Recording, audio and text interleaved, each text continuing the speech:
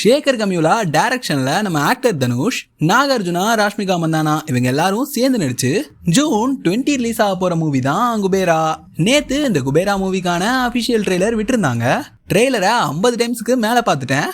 இன்னும் 100 டைம்ஸுக்கு மேல கூட பார்க்கலாம். ஏன்னா அந்த அளவுக்கு இந்த குபேரா மூவியோட அபிஷியல் ட்ரெய்லர் வேற லெவல்ல இருக்குன்னு தான் சொல்லணும். என்ன மாதிரி பிஜிஎம் காது சான்ஸே இல்ல.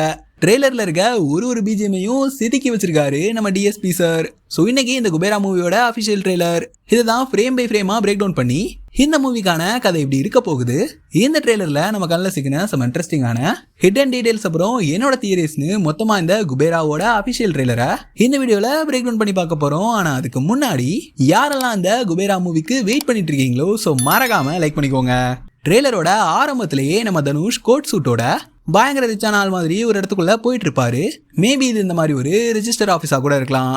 இங்க நம்ம தனுஷ் கோடி கோடி கோடினா எவ்வளோ சார் அப்படின்னு கேட்குற மாதிரியான இந்த டைலாக் நீங்க கேட்டிருப்பீங்க. இது யார்கிட்ட நம்ம தனுஷ் கேட்கலாம்னா நம்ம தீபக் அதாவது நாகார்ஜுனா கிட்ட கேட்கறதுக்கான வாய்ப்புகள் அதிகமாகவே இருக்கு. நம்ம தீபக் தனுஷ் கிட்ட நீ இந்த வேலையை முடிச்சு கொடுத்தன்னா உனக்கு கோடி கணக்கில் பணம் கிடைக்கும் அப்படின்ற மாதிரி சொல்லியிருக்கணும். அதுக்கு நம்ம தனுஷ் கோடி கோடி கோடினா எவ்வளோ சார் அப்படின்ற மாதிரி கேட்டிருக்கணும்.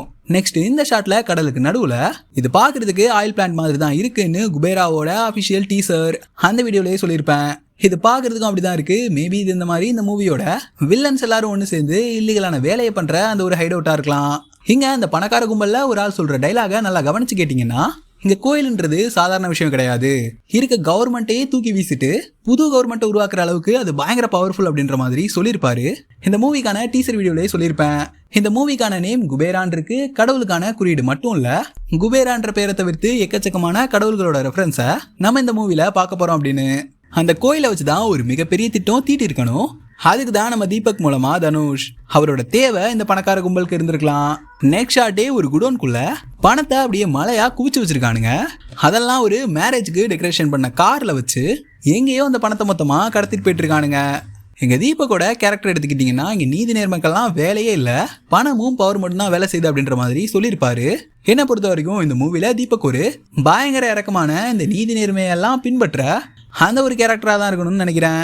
ஏன்னா நம்ம தீபக் அந்த பணக்கார கும்பலுக்கு கீழே எதையோ ஒரு வேலையை பார்த்து கொடுக்குறாரு. ஆனா அதை அவரு முழு சந்தோஷத்தோடையும் மன நிம்மதியோடையும் செஞ்சு கொடுக்குற மாதிரி இல்ல, ஏதோ போதாத காலம் பண்ணணுமேனு பண்ற மாதிரி தான் எனக்கு தோணுது. நெக்ஸ்ட் ஷாட்டே அந்த ஆயில் பிளான்ட்குள்ள ஸ்வாட் மாதிரியான ஒரு குரூப் உள்ள இறங்குது. இங்க இருந்து இந்த ஷாட்ல இந்த லாங் ஹேர் வச்ச இவனுமே வில்லனுக்கு வேலை பார்க்குற ஒரு ஆள் தான். கையில ஒரு மிகப்பெரிய கோடாரி எடுக்கிறான். இவனோட ஷர்ட்டை நல்லா நோட் பண்ணி வச்சுக்கோங்க. அப்படியே அதுக்கு அடுத்த ஷாட்ல பாத்தீங்கன்னா இங்க இருந்து இவன் இந்த கப்பல்ல இருந்து தனுஷை கீழே தள்ளி விடுறான். அப்ப நல்லா நோட் பண்ணி பாத்தீங்கன்னா இதுக்கு முன்னாடி இந்த ஃப்ரேம்ல நம்ம பார்த்த அந்த ஷர்ட்டை இவன் இங்க போட்டிருக்க மாட்டான். இந்த மாதிரி இந்த வில்லன் கும்பல் ஒரு பிச்சைக்காரனை தேர்ந்தெடுத்து அவனை வச்சு ஏதோ ஒரு வேலையை முடிக்கிறானுங்க. அதுக்கப்புறம் அந்த பிச்சைக்காரனுக்கு பணத்தை கொடுத்து அனுப்பிடுவானுங்க போல. ஆனா வில்லன்ஸுக்கு கீழே வேலை செய்யற இவன் அந்த பிச்சைக்காரனை கொண்டுட்டு அவனுக்கு கொடுத்த பணத்தை எடுத்துப்பான்னு நினைக்கிறேன். இதையே தான் இவன் இந்த மூவில வேலையா பார்த்துட்டு இருக்கணும். அதனாலதான் தனுஷ்க்கு முன்னாடி கொண்ட ஆளுக்கு வேற ஷர்ட் போட்டிருக்கணும், இப்ப தனுஷ்க்கு வேற ஷர்ட் போட்டிருக்கான். அதுக்கேற்ற மாதிரி தான் எவனாச்சும் வாயை திறந்தீங்கன்னா கொன்னே போட்டுருவேன்னு இந்த ஷாட்ல மிரட்டுறான். அதாவது இவன் பண்ற விஷயம் யாருக்கும் தெரியக்கூடாதுன்னு நினைக்கிறான். இங்க நம்ம தீபக் சொல்றது கேட்டீங்கன்னா அவங்க மேல கை வைக்கிற வேலை வச்சுக்காத அப்படின்ற மாதிரி சொல்றாரு. நாகார்ஜுனாவும் இந்த மூவில ஒரு முழுமையான வில்லன்லாம் கிடையாது, அவர்களையும் இறக்கம்லாம் இருக்கதான் செய்யுது. இங்க நம்ம தனுஷை பேசி நம்ப வச்சு கோட் சூட்டெல்லாம் போட்டு அவரை எதுக்கோ நம்ம தீபக் தயார் பண்றாரு. ஆனா அது எதுக்குன்னு தான் இன்னும் தெரிய வரல.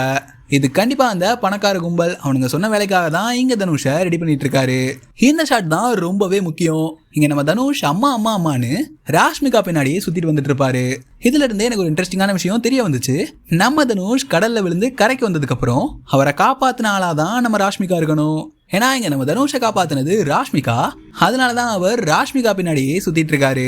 அட பாவி, உன்னை தெரியாதனமா சாவுல இருந்து காப்பாத்திட்டேன்டா, உன் சாவு நீ சாவு, ஏன் சாவு நான் சாவுறேன் அப்படின்ற டைலாக இதுக்கு தான் ராஷ்மிகா சொல்லியிருக்கணும்னு நினைக்கிறேன். இங்க எப்படியும் நம்ம தீபக் தனுஷை தேடி ராஷ்மிகாவை கண்டுபிடிச்சிடுறாரு. தேவா எங்கன்னு மிரட்ட இங்க ஒரு விஷயம் நல்லாவே தெரிய வருதுங்க. இங்க இன்னுமே நம்ம தனுஷோட தேவை அந்த பணக்காரங்களுக்கு இருக்கு. தனுஷை வச்சு ஆரம்பிச்ச ஒரு வேலை, அது என்ன வேலையா வேணா இருக்கலாம், அது இன்னும் முடியாம தான் இருக்கு. தனுஷ் வந்தா மட்டும்தான் அந்த வேலை முடிகிற மாதிரி இருக்கணும். அதனாலதான் இங்க அந்த பணக்கார கும்பலா இருக்கட்டும், நம்ம தீபக் இங்க எல்லாரும் ஒண்ணு சேர்ந்து நம்ம தனுஷ் அதாவது தேவாவை வலை வீசி தேட ஆரம்பிக்கணும். நம்ம ராஷ்மிகா தான் தனுஷை காப்பாத்திருப்பாங்கன்னு சொல்லியிருப்பேன். இங்க நம்ம தனுஷை பாத்தீங்கன்னா இதே ஷர்ட்ல தான் ராஷ்மிகாவோட ஹாஸ்பிட்டல்ல இருக்க மாதிரியா இருக்கட்டும், இல்ல ராஷ்மிகா பின்னாடி போகும்போது இதே ஒரு ஷர்ட்டை தான் போட்டிருப்பாரு. இதை கனெக்ட் பண்ணி பார்த்தா அங்க போட்ல இருந்து கீழே விழும்போது தனுஷ் வேற ட்ரெஸ்ல இருந்தாரு. ரைட்டுங்க, இதுதான் என்னால கனெக்ட் பண்ண முடியல. மேபி அது இந்த மாதிரி ஒருவேளை தனுஷா இல்லாம இருக்குமோ, இதை தான் என்னால கனெக்ட் பண்ண முடியல. ஸோ உங்களுக்கு தெரிஞ்சுன்னா கமெண்ட்ல சொல்லுங்க. பட் ஒரு கட்டத்துல நம்ம பணக்கார கும்பல் தீபக்லாம் சேர்ந்து நம்ம தனுஷை வெறித்தனமா தேட ஆரம்பிக்கிறானுங்க. இங்க இருந்து தான் படத்தோட கதை சூடு பிடிக்கும்னு நினைக்கிறேன். இங்க இந்த டைலாக கேள்விப்பட்டீங்கன்னா, ஒரு பிச்சைக்காரன் இவன் இந்த மாதிரி கவர்மெண்டே ஒரு மிகப்பெரிய ரிஸ்க்ல கொண்டு வந்து நிப்பாட்டிருக்கான் அப்படின்ற மாதிரி இவர் சொல்லிட்டு இருக்காரு. சத்தியமா இங்க நம்ம தேவா அதாவது தனுஷ் இருக்காருல, அவர் ஒரு பெரிய விஷயத்துல இன்வால்வ் ஆயிருக்கணும்னு நினைக்கிறேன். அதனாலதான் இப்போ அந்த பணக்காரனுங்கெல்லாம் தலையை பிச்சுட்டு இருக்கானுங்க நம்ம தனுஷ் இல்லாம. இங்க அவனுங்களுக்கு தேவையான ஏதோ முக்கியமான ஒண்ணு கண்டிப்பா நம்ம தேவா கிட்ட இருக்கு. இதுதான் இந்த ட்ரெய்லர்லயே ரொம்ப முக்கியமான சீன். இந்த மூவிக்கான பிளாட்டே இதுவா இருக்கிறதுக்கான வாய்ப்புகளும் அதிகமா இருக்கு. இங்க நம்ம ராஷ்மிகா சொல்றதை கேட்டீங்கன்னா, பணம், பவர், கோட் இது எல்லாமே அவங்க பின்னாடி தான் இருக்கு. ஒன்னால ஒண்ணுமே பண்ண முடியாது அப்படின்ற மாதிரி சொல்லியிருப்பாங்க. இங்க நம்ம தனுஷ் இந்த உலகம் அவங்களுக்கு மட்டும் சொந்தம் இல்ல, இது என்னோட உலகம் தான் அப்படின்ற மாதிரி சொல்லியிருப்பாரு. இது எனக்கு வேற மாதிரி கனெக்ட் ஆச்சுங்க. இந்த உலகம் பணக்காரவங்களுக்கு மட்டும் இல்ல, இந்த உலகம் எனக்கானது, ஏழைங்களுக்கானதும் தான் அப்படின்ற மாதிரி தனுஷ் சொல்ற மாதிரி தான் எனக்கு ஸ்ட்ரைக் ஆச்சு.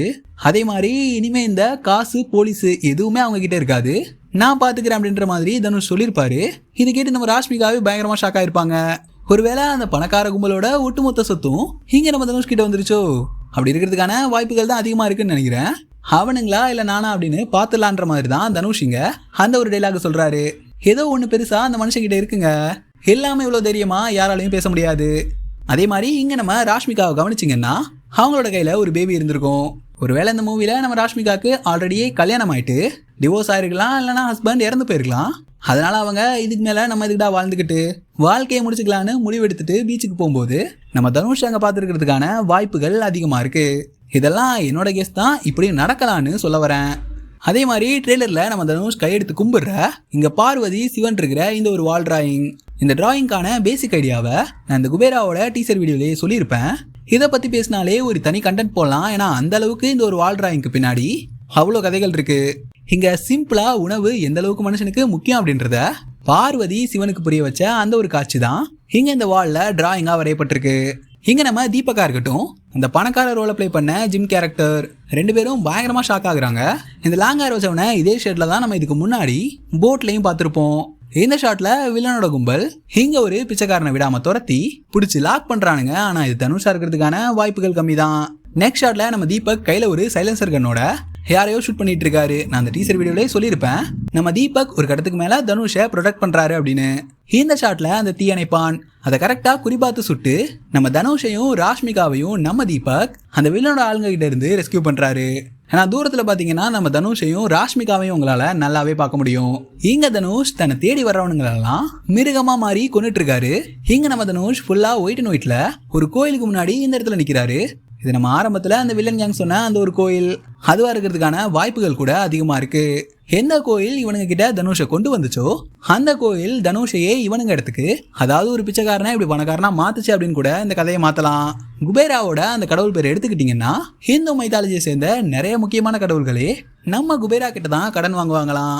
அந்த அளவுக்கு ஒரு ரிச்சஸ்ட் காட் தான் நம்ம குபேரா. இந்த மூவில ஆரம்பத்துல எப்படியோ கண்டிப்பா மூவியோட எண்ட்ல நம்ம தனுஷை தான் குபேராவா பார்க்க போறோம், அதுல எந்த ஒரு டவுட்மே இல்ல. அதே மாதிரி இந்த ட்ரெய்லரோட என் ஷாட்ல நல்லா கவனிச்சிங்கன்னா, இங்கேயுமே நம்ம ராஷ்மிகா கையில ஒரு குழந்தை இருக்கும். என்ன பொறுத்த வரைக்கும் இந்த மூவியோட கதை எப்படி இருக்கலாம்னா, எப்படி ஒண்ணுமே இல்லாத ஒரு பிச்சைக்காரன் பல அரசியல் சார்ந்த பிரச்சனைகளை சமாளிச்சு பல வில்லன்ஸை தாண்டி எப்படி ஒரு குபேராவா மாறுறான் அப்படின்றதுதான் இந்த மூவிக்கான பிளாட்டா இருக்கும்னு நினைக்கிறேன். இன்னும் ஒரு 3 நாள் தாங்க. ஸோ வெயிட் பண்ணி மூவியை பார்த்துட்டு நான் சொன்ன இந்த விஷயங்கள்லாம் மூவியில் எந்த அளவுக்கு கனெக்ட் ஆகுது அப்படின்றத மொத்தமாக பார்த்துடலாம். அவ்வளோதான் நான் இந்த குபேரா அஃபிஷியல் ட்ரெய்லரில் நோட் பண்ண சில இன்ட்ரெஸ்டிங்கான முக்கியமான விஷயங்கள் எல்லாமே அது எல்லாத்தையும் நான் உங்ககிட்ட ஷேர் பண்ணிட்டேன். இதை தவிர்த்து வேறு இன்ட்ரெஸ்டிங்கான விஷயங்கள் நீங்கள் ஏதாவது நோட் பண்ணியிருந்தீங்கன்னா அதை மறக்காம கீழே கமெண்ட்டில் சொல்லுங்கள். இந்த குபேரா மூவியை பற்றி நீங்கள் என்ன நினைக்கிறீங்க? இந்த பிரேக் டவுனில் நான் ஏதாவது மிஸ் பண்ணியிருந்தனாலும் அதையும் மறக்காம கீழே கமெண்ட்டில் சொல்லுங்கள்.